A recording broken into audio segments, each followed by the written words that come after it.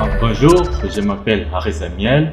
Aujourd'hui, on va continuer notre formation. Je vous rappelle que c'est la troisième partie de notre formation en Photoshop.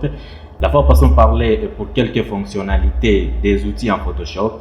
Maintenant, on va continuer ces sujets et j'espère qu'on sera tellement prêt pour terminer ces petits sujets. Donc, quelques fonctionnalités des outils en Photoshop. Vous connaissez déjà comment utiliser quelques outils en Photoshop, comme l'outil déplacement, comme l'outil sélection rectangle, comme l'outil lasso, comme l'outil pipette magique. Et aujourd'hui, on va continuer avec quelques outils nécessaires qu'on aura utilisés tout au long de cette formation. Aujourd'hui, parlons de l'outil recadrage. L'outil recadrage sert à recadrer ou à rogner d'une manière professionnelle. L'outil recadrage est là. Juste si vous cliquez l'outil recadrage, votre image sera sélectionnée automatiquement. Il vous suffit juste de rogner comme vous voulez, rogner comme vous voulez, rogner comme vous voulez.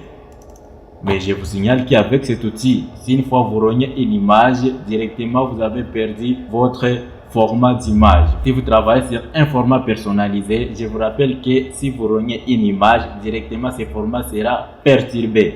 Donc, on rogne une image lorsque vous connaissez que vous ne travaillez pas sur un format bien personnalisé. Parlons de l'outil qu'on appelle l'outil pipette. L'outil pipette sert à sélectionner une couleur sur une image. Donc, si vous cliquez sur une couleur, vous verrez ici en bas sur les couleurs, cet outil sélectionne la couleur que vous avez cliqué. Si vous cliquez sur une couleur, directement cette couleur se définit comme une couleur d'arrière-plan. Avec d'autres outils qu'on appelle correction localisée. Avec cet outil correction localisée sert à corriger quelques boutons ou quelques défauts sur l'image. Par exemple, si nous zoomons l'image en faisant CTRL+, là nous zoomons l'image. Vous voyez par exemple les trucs qui se trouvent sur une image. Si vous sélectionnez cet outil et vous cliquez directement, ces trucs-là disparaissent facilement. Avec l'outil correction localisée, vous pouvez disparaître quelques boutons sur l'image ou quelques boutons sur la peau d'une personne. Par exemple ici, vous pouvez ici personnaliser l'épaisseur de l'outil ou la dureté de l'outil. Directement, vous verrez que la peau d'une personne sera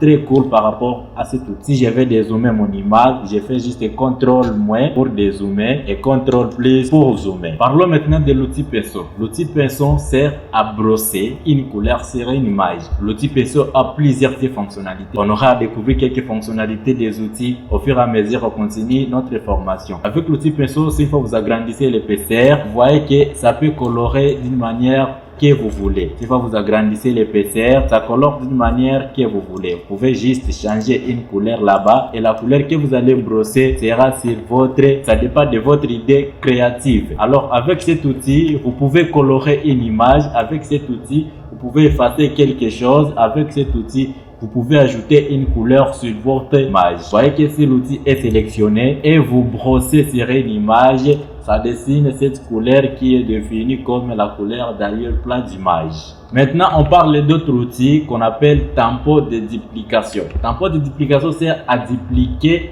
un morceau sur un autre. Dupliquer signifie doubler quelque chose. Pour dupliquer avec l'outil duplication, on appuie sur la touche Alt, puis on sélectionne la partie dont vous allez dupliquer. Par exemple, j'ajoute l'épaisseur de mon outil. Je clique ici, puis je clique sur le bouton Alt. Maintenant, si je clique là, je duplique cette part. Parlons de l'outil gomme. L'outil gomme sert à gommer. Vous connaissez les rôles de gomme. Ça sert à effacer. Donc, je vous rappelle, si vous voulez faire une modification sur une image, il vous faut d'abord d'ouvrir cette image. J'ouvre l'image. L'image est ouverte. Maintenant, je peux essayer d'effacer. Si j'efface, je suis d'entrée de gommer. L'outil dégrader sert à dégrader une image. C'est une image. Une fois vous cliquez sur cet outil, vous faites glisser sur une image, directement notre image est dégradée. Parlons maintenant de l'outil goutte d'eau. L'outil goutte d'eau sert à lisser une partie d'eau que vous avez sélectionnée lorsque vous avez oublié les contours progressifs. Par exemple, ici j'ai coupé une image, mais je n'ai pas mis les contours progressifs. Directement, je peux sélectionner mon outil goutte d'eau. Et si une fois j'y passe, ça sera comme j'ai fait avec contour progressif et ça sera très créatif. Cet outil va nous permettre de beaucoup de choses par rapport de la manière dont nous allons continuer notre formation. Parlons maintenant d'autres outils que j'aime qu'on appelle l'outil Plim. L'outil Plim, c'est un outil que j'utilise souvent dans mes sélections. L'outil Plim sert à sélectionner d'une manière très professionnelle. Vous pouvez sélectionner tout ce que vous voulez, sélectionner comme vous voulez. Lorsque vous arrivez, lorsque vous terminez à sélectionner, vous pouvez cliquer sur sélection ou faites clic droit puis définir une sélection. Lorsqu'on vous amène cette petite fenêtre ici, il vous suffit juste de définir votre pixel d'élisage. Votre pixel d'élisage, une fois que vous mettez quelques modifications sur l'image, vous voyez que l'image est découpée comme une latte. Par exemple, si nous mettons quelques rayons de pixels d'élisage ici comme 2 ou 3, maintenant si une fois nous coupons l'image, l'image sera coupée d'une manière très professionnelle. Je te suggère d'utiliser l'outil Plim. L'outil Plim est très goûtable en sélectionnant. Maintenant, parlons d'autres outils qu'on appelle l'outil texte va nous servir à écrire un texte sur notre image ou dans notre projet. Par exemple, si vous sélectionnez cet outil texte, vous cliquez quelque part, vous pouvez écrire d'une manière dont vous voulez. Parlons maintenant de l'outil rectangle. Ne confondez pas avec l'outil rectangle de sélection. Cet outil rectangle sert à insérer une forme de rectangle dans votre projet. Si une fois vous sélectionnez cet outil et vous glissez ou vous dessinez quelque chose comme rectangle, je t'assure que le rectangle sera dessiné dans votre projet. Il vous suffit juste de cliquer là-bas et personnaliser la couleur de votre rectangle que vous voulez. Je pense qu'on va utiliser beaucoup cet outil dans notre formation. Je vous signale que dans cet outil, il y a l'outil rectangle arrondi, il y a l'outil ellipse, il y a l'outil polygone. Il y a plusieurs outils qu'on parlera dans une autre vidéo. L'outil main. L'outil main est toujours comme la main. Ça sert juste de déplacer votre projet. Si une fois vous zoomez quelque part, mais vous n'arrivez pas à visualiser une partie de votre projet, il vous suffit juste de cliquer sur l'outil. L'outil sert à déplacer votre projet lorsque vous avez zoomé. Parlons maintenant de l'outil qu'on appelle l'outil zoom. L'outil zoom sert à zoomer et dézoomer votre projet.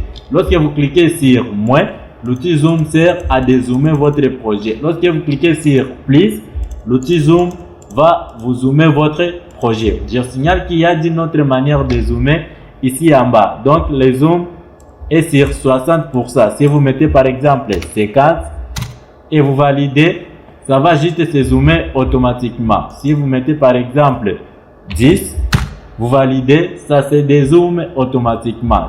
Merci beaucoup, j'espère que c'est la fin de cette vidéo. Aujourd'hui, on a terminé d'expliquer ou d'introduire quelques fonctionnalités des outils en Photoshop. Je pense qu'avec ce petit bagage, on va bien continuer avec vous. Je pense que vous avez déjà une connaissance de quelques outils qu'on aura utilisés au long de cette formation de Photoshop. Maintenant, je vous suggère d'attendre la vidéo suivante qui sera disponible la semaine prochaine.